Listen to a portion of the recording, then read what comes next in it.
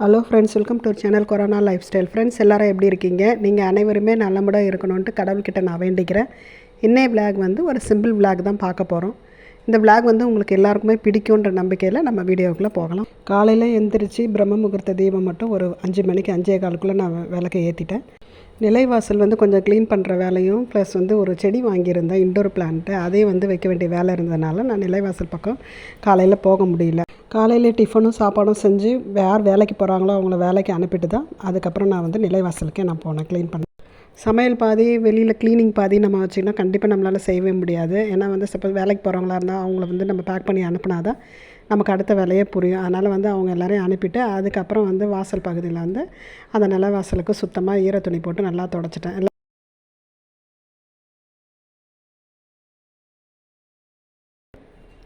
மாஃப் போட்டும் நல்லா நீட்டாக க்ளீன் பண்ணி விட்டுட்டேன். இன்றைக்கி செவ்வாய்க்கிழமைன்றதுனால அந்த மணி பிளான்ட் செடியை வந்து நம்ம கொஞ்சம் மஞ்சள் குங்குமம்லாம் வச்சு வந்து அதுக்கு ஒரு வழிபாடு பண்ணலாம் அப்படின்றதுக்காக உருளையிலையும் சுத்தமாக வந்து கழுவிட்டு அதில் வந்து மஞ்சள் குங்குமம்லாம் தடவி அதில் பூ போட்டு அதையும் நான் வந்து வாசலில் வைக்கிறதுக்காக அதை ரெடி பண்ணிவிட்டேன். நர்சரியிலேருந்து ஒரு 3 செடி வாங்கிட்டு வந்திருந்தேன். ஒன்று வந்து நாட்டு ரோஸும், ஒன்று வந்து வெள்ளை அலரியும், இன்னொன்று வந்து இண்டோர் பிளான்ட். அந்த 3 செடி மட்டும் வாங்கிட்டு வந்திருந்தேன். இண்டோர் பிளான்ட் வந்து நிலைவாசலில் வைக்கிறதுக்காக வாங்கினேன். அந்த செடியோட விலை வந்து 30 ருபீஸ்.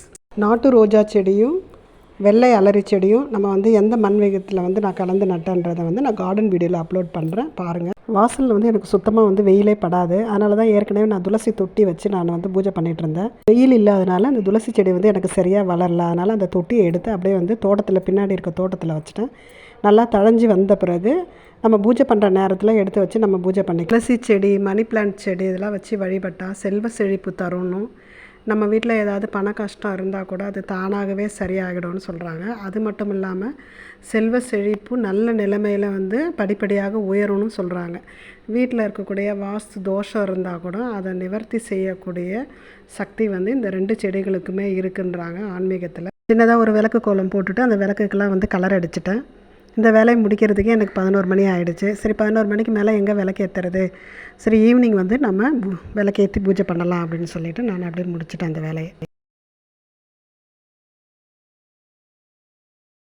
ஈவினிங் ஒரு 5 மணிக்கா வாசலில் போய் ஒரு சின்னதாக ரங்கோலி கோலம் ஒன்று போட்டுட்டு அப்படியே வந்து பூஜை வேலையெல்லாம் கொஞ்சம் செய்ய ஆரம்பிச்சிட்டேன். எல்லாருக்குமே ஒவ்வொரு விதமான பிரச்சனைகள் இருக்கும். பிரச்சனைகள் இல்லாத மனிதர்களே கிடையாது. பிரச்சனைகளுடைய வடிவம் தான் மாறுமே தவிர, ஆனால் பிரச்சனைகள் கண்டிப்பாக நமக்குள்ளே இருக்குது.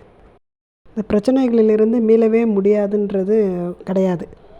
ஒவ்வொரு காலகட்டத்தையும் ஒவ்வொரு விதமான பிரச்சனைகளை நாம் வந்து மீண்டு கடந்து தான் வந்துட்ருக்கோம். கடவுள் அருளோடும் முழு நம்பிக்கையோடும் நாம் எந்த காரியங்கள் செய்தாலும் கண்டிப்பாக நம்ம வெற்றி பெறுவோம். ஒரு மெசேஜில் பார்த்து படித்த வரிகள் இது எனக்கு ரொம்பவே பிடிச்சிருந்தது. அதனால தான் இந்த வரிகளை வந்து நான் உங்களுக்கு ஷேர் பண்ணுறேன். முடியாது என்று எதையும் தள்ளிவிடாதே, முயன்று பார், நிச்சயம் உன்னால் முடியும். நம்ம சுற்றி எப்பயுமே பாசிட்டிவ் வைப்ரேஷன் இருக்கிற மாதிரி சூழ்நிலைகளை ஏற்படுத்தி கொள்ளுங்கள். ஓகே ஃப்ரெண்ட்ஸ், இந்த பிளாக் இதோட முடியுது. இந்த பதிவு உங்கள் எல்லாருக்குமே பிடிச்சிருக்குன்னு நினைக்கிறேன். பிடிச்சிருந்ததுன்னா நம்ம கொரோனா லைஃப் ஸ்டைல் சேனலை சப்ஸ்கிரைப் பண்ணுங்கள், லைக் பண்ணுங்கள், ஷேர் பண்ணுங்கள். சப்ஸ்கிரைப் பண்ண அனைவருக்குமே ரொம்ப ரொம்ப நன்றிங்க. மீண்டும் அடுத்த பதிவில் நம்ம சந்திப்போம். பாய்.